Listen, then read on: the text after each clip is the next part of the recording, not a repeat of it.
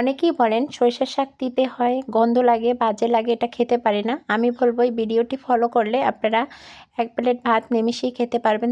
কোনো তিতে বা কোনো গন্ধ আসবে না সরিষার শাক থেকে। আসসালামু আলাইকুম everyone, welcome back to my channel Ibrahim and Sharmin blog. ভালো আছেন সবাই? আপনাদের আমরাও ভালো আছি আলহামদুলিল্লাহ। তো এই শাকগুলো আমি ছোট করে, অনেক বেশি ছোট করা যাবে না, মোটামুটি এই সাইজের করে কেটে ধুয়ে পরিষ্কার করে নিয়েছি।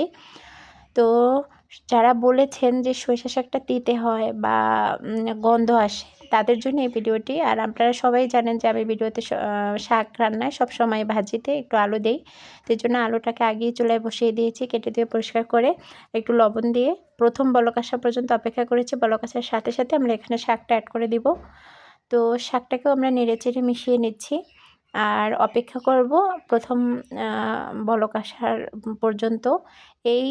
এই জন্য মানে এই বলকে যদি আমরা নামিয়ে ফেলি তাহলে স্বাদের তিতে গন্ধটাও চলে যাবে, তিতেটাও চলে যাবে, গন্ধটাও চলে যাবে, আবার হচ্ছে শাকের কালারটাও অক্ষত থাকবে। শাক রান্নায় কোনো প্রকার কালার নষ্ট করা যাবে না, অক্ষত রাখতে হবে। আর এরকমভাবে সেদ্ধটা করা লাগবে প্রথম বলকে নামার কারণ একটাই, যে আলুটাকে ভাঙা যাবে না আর শাকের কালারটাও নষ্ট করা যাবে না। যাই হোক, আমার প্রথম বলকটা চলে আসছে, আপনারা দেখতেই পাচ্ছেন। এখন আমি এটাকে নামিয়ে ছেঁকে নেব। তো যারা আমি অনুরোধ করব, যারা হচ্ছে তিতে বা আষ্টে গন্ধের জন্য খেতে পারে না, তারা একবার হলেও খেয়ে দেখবেন এইভাবে, এই টিপসটা ফলো করে। আমি কড়াইতে তৈল, পেঁয়াজ আর হচ্ছে রসুন থেতলে দিয়ে দিয়েছি।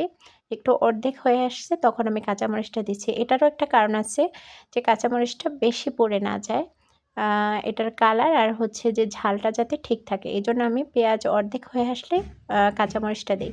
যাই হোক, এরপরে লবণ দিয়ে আমি হচ্ছে মিশিয়ে আমার আগে থেকে যে ছেঁকে রাখা শাকটা ছিল সেটা আমি এখানে অ্যাড করে দেব। তো যাই হোক, দিয়ে দিয়েছি। এখন আমি এটাকে ভালোভাবে হচ্ছে ফোড়নের সাথে মিশিয়ে নেব। আর আপনাদেরকে আরেকটা টিপস দেই, কোনো প্রকার শাক রান্নায় কোনো প্রকার আপনারা হচ্ছে ঢাকনা ইউজ করবেন না। ঢাকনা ইউজ করলেও শাকের কালার নষ্ট হয়ে যায়। কালার নষ্ট হলে তো স্বাদ নষ্ট হবে, এটাই স্বাভাবিক। তো আমি নেড়েচেড়ে ভালোভাবে মিশিয়ে পানিটা হচ্ছে টানিয়ে নিব। দেখেন আমার শাকের কালার কিন্তু নষ্ট হবে না। এরপর আমি এখানে একটু ধনিয়া পাতা দিয়ে দিয়েছি, যেহেতু এখন ধনিয়া পাতার সিজন তাই দিয়ে দিচ্ছি। আমি শাক রান্নাও ধনিয়া পাতা ছাড়ি না, এটা যারা আমার ভিডিও দেখেন তারা জানেন। তো দিয়ে আমার শাক রান্না কিন্তু একবারে শেষের দিকে কালার আর হচ্ছে স্বাদ আপনাদের অক্ষত রেখেই আমি ভাজিটা করেছি।